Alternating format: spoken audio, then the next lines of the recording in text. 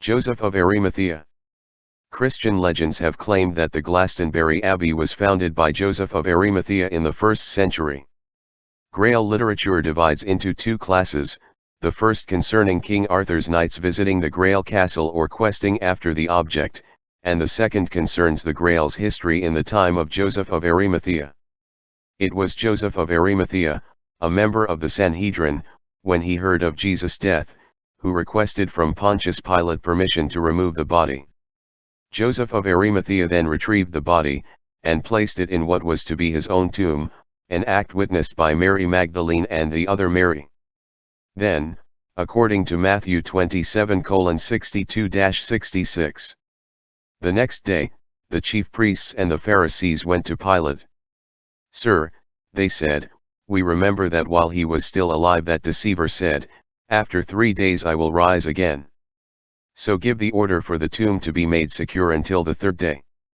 Otherwise, his disciples may come and steal the body and tell the people that he has been raised from the dead.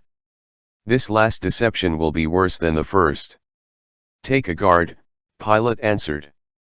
"Go, make the tomb as secure as you know how." So they went and made the tomb secure by putting a seal on the stone and posting the guard. By this time, Joseph would have already removed the body, and conspired with the two Marys to spread the rumor that Jesus had resurrected from the dead. Those disciples mentioned in the Gospels as spreading the message were the two Marys, but also Salome. There is some contention as to the exact identity of Salome, who appears briefly in the canonical Gospels, and who appears in more detail in apocryphal writings. However, one Salome was the stepdaughter of Herod Antipas, and danced before Herod and her mother Herodias at the occasion of Herod's birthday, who had John the Baptist beheaded at her request. According to Josephus' Jewish Antiquities, Herodias was married to Herod, the son of Herod the Great, who was born of Miriam, the daughter of Simon the high priest, who had a daughter, Salome, after whose birth Herodias took upon her to confound the laws of our country, and divorced herself from her husband while he was alive, and was married to Herod, her husband's brother by the father's side. He was tetrarch of Galilee, but her daughter Salome was married to Philip, the son of Herod, and tetrarch of Trachonitis, and as he died childless, Aristobulus, the son of Herod, the brother of Agrippa, married her. They had 3 sons, Herod, Agrippa, and Aristobulus. 4. Mary Magdalene, one of the two, is usually identified as the woman out of which Jesus exorcised 7 demons, or with Mary of Bethany, and the woman sinner, who anointed Jesus' feet. She is also identified with the adulterous woman Jesus saved from stoning by the Pharisees.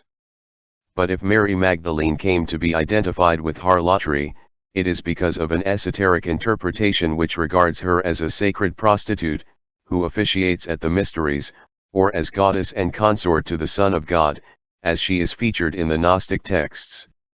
Mary Magdalene is a central figure in later Gnostic Christian writings, including the Dialogue of the Savior, the Pistis Sophia, the Gospel of Thomas, the Gospel of Philip, and the Gospel of Mary.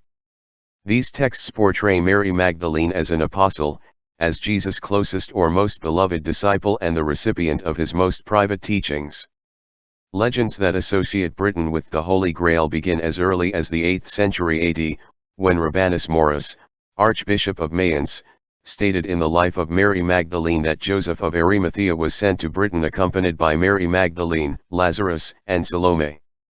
Joseph was to have concealed the Holy Grail for safekeeping at Glastonbury Tor, where he established the first church in Britain Isles, which developed into Glastonbury Abbey.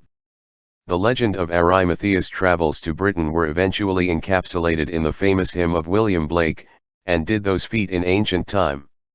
The legend that Joseph was given the responsibility of keeping the Holy Grail was the product of Robert de Boron, a French poet of the late 12th and early 13th centuries, according to whom the Grail was not only the cup of the Last Supper, but the vessel used to capture Christ's blood after the crucifixion. Symbolically, the Grail is the cup that receives the divine blood of the God, like the sacred bowl of the mysteries of Mitras. In subsequent romances such as Pearl's Vase, Joseph himself travels to Britain, bringing relics with him. In the Lancelot Grail cycle, an extensive Arthurian composition that derived much from Robert de Boron, it is not Joseph but his son Josephus who is the important figure.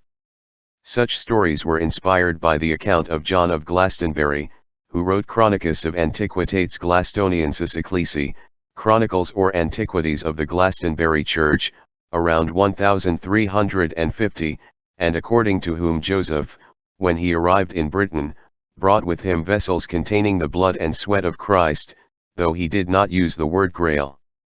5.